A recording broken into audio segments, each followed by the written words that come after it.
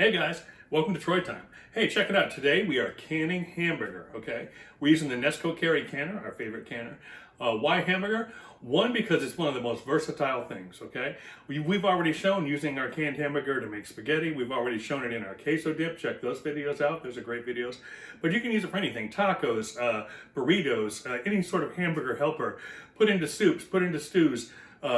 Shepherd's pie, just, you know how to use hamburger. Everyone knows how to use hamburger. It's a great thing to have on hand, and it's going to save you some time because it'll be super convenient once it's already cooked in the jar. It's going to save you money because prices are getting ready to skyrocket, and it's going to help get you prepared in case anything happens. Prices in 2024 for beef, they're expecting to be 3 times what they are now, and they're already too high. So put some hamburger away now, save you some time, save you some money, and save you some heartache. If anything happens, you'll be ready. We're canning hamburger today, coming up next. Okay guys, so doing ground beef, doing any ground meat means you have to hot pack it, okay? You need to brown it. That way it doesn't stick together in one giant clump and the heat can penetrate through. So, if we're doing hot packing, then everything's gotta be hot. So that means hot water in our canner, hot water in our jars, and our jars warm, and the meat being warm as well, okay? So we're gonna get the lids off these jars to get us started. We're gonna soak them in water. We are going to put 2 1/2 quarts of water into our pot, into our Nesco Carey Canner, and we have the trivet in there. Y'all know where the trivet go, right in there, okay? So we're gonna go 2 1/2 quarts of water. I'll just show you the first one, and then we're gonna put the jars half full of water into the canner. So we're gonna have 2 1/2 quarts. Here's our first one. I'm gonna go another 1 1/2.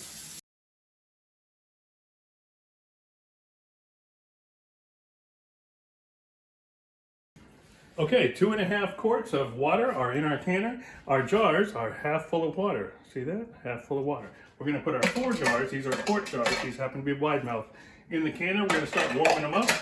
We are going to go on brown when we're warming them up, and hit start. We're going to make sure that we are on exhaust up top, okay?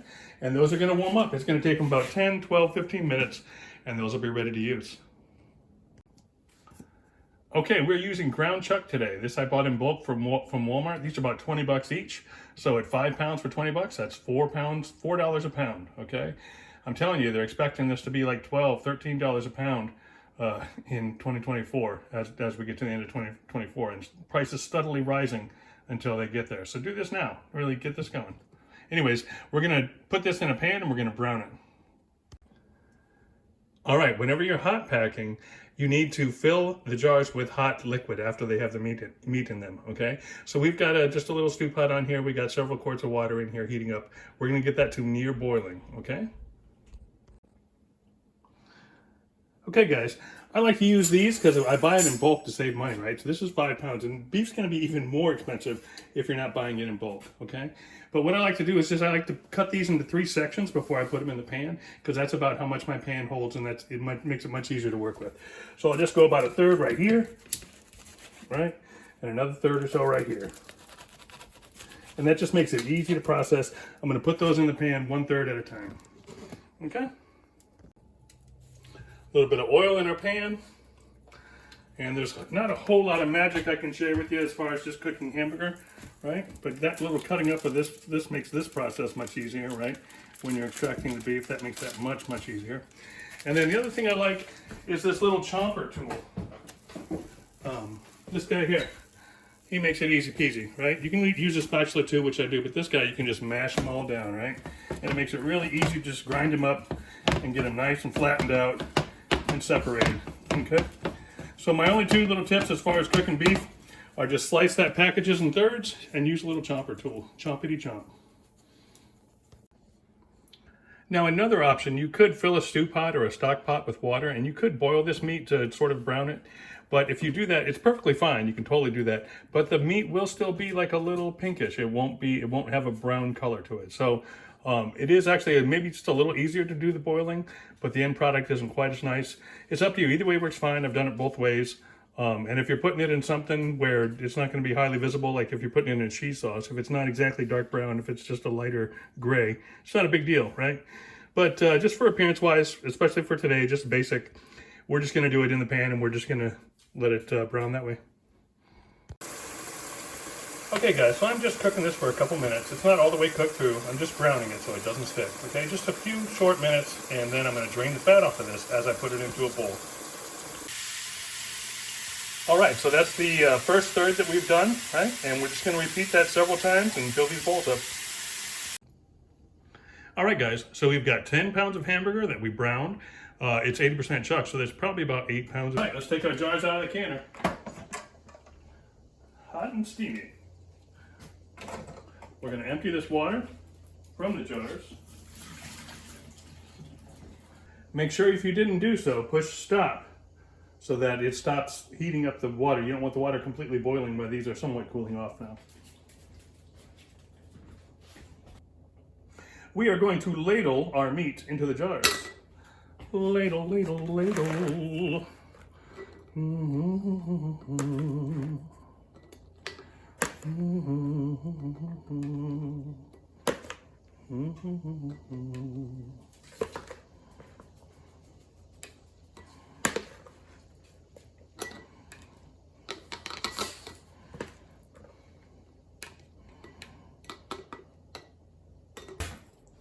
Okay, we're going to put some salt.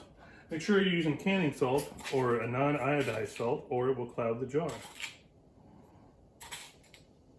You could use hot broth. We're just going to use hot water, but you do need a liquid when you are hot packing.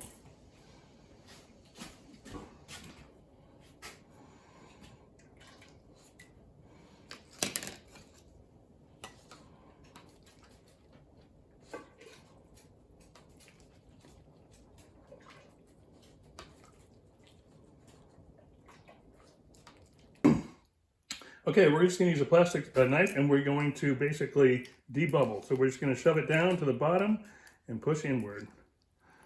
Get out all the air bubbles. And just kind of shove it in and out. Shove it down. Get everything nice and compact.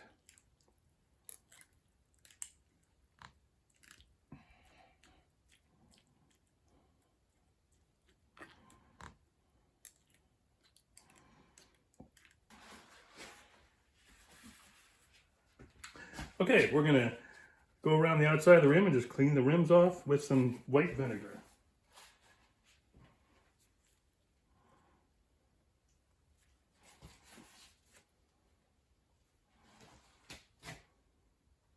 Now it's time for our lids.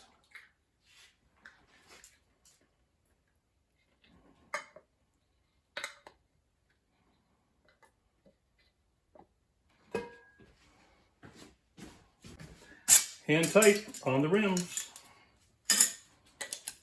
Finger tight. Finger tight, tight, finger tight, tight.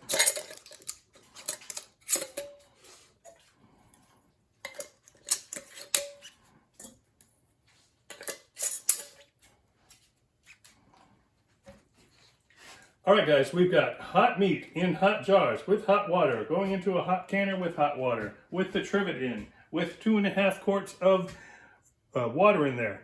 It's time to get it on. Let's get it on. Let's get it on. All right, bam. We are always mindful of where our little red nipple is right here. We want to make sure that when it rotates, it's not over a jar. So we need to move this jar slightly so that if I put my finger on it like this and I rotate, I want to make sure it's right down in the slot and not touching the jar. Okay? So we're going to close our lid and we're going to make sure we are on exhaust. These are quarts, so we are going high for 90 minutes.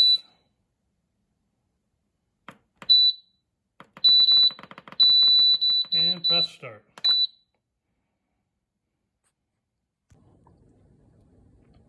Okay guys, check it out. So there is a rather large amount of beef left here, right?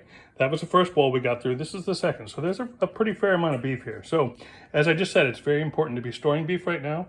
So we're gonna do a special treat. We're gonna take this, we're gonna use our second favorite canner. We're gonna use the Instapot Max. But I'm gonna put that on another video. So the next video that's coming out, you'll see it's gonna be canning the rest of this beef, what was left that couldn't fit in the Nesco canner. We're gonna do it in the Instapot Max. We're going to run them both at the same time. I would caution, if you do this in your kitchen, you want to put that on a different circuit, because if you run both canners on one circuit, you are likely to trip the breaker, okay? But yeah, check out, so you won't see it in this video, but the next one, or maybe the next one down the line, you're gonna see us canning the rest of this beef in the Instapot Max, which is another awesome canner. Okay guys, we just hit E0. So now we need to flip it to airtight. And that guy's independent. He's gonna cook for 90 minutes and then about an hour of cool down time, and then we'll be able to open him up. All right guys, it's time to take this out of the canner. Let's see what we got. Yeah, buddy. Good stuff. They're still boiling. I'm going to give them just a minute to equalize a little bit, and then we'll take these out.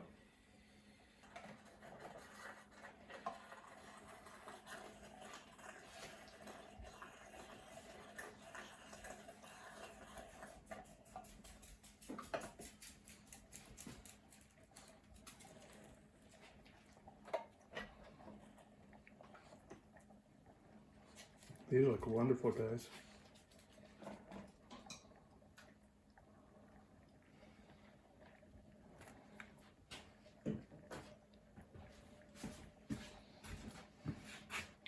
Super pleased with that. That's a lot of beef, guys. It can be used in a lot of different ways. Good stuff. Look at that, baby. Yeah, that's a lot of beef. So that's the beef we canned tonight. We did 4 quarts in the Nesco Carey Canner, and we did 3 additional pints in the Instapot Max. Came out great. This stuff is awesome. You can use it all kinds of ways, guys. Hope you guys are canning this beef. It's just going to get super expensive in the future. You're going to want to have some of this on hand for emergency and for convenience and to save money. So, hope you're doing this. Get yourself a canner. If the Nesco canner's too big, then pick up the Instapot Max, right? You definitely should be doing this. Store some meat. Hope you guys are following along. This is Troy Time. I'm out.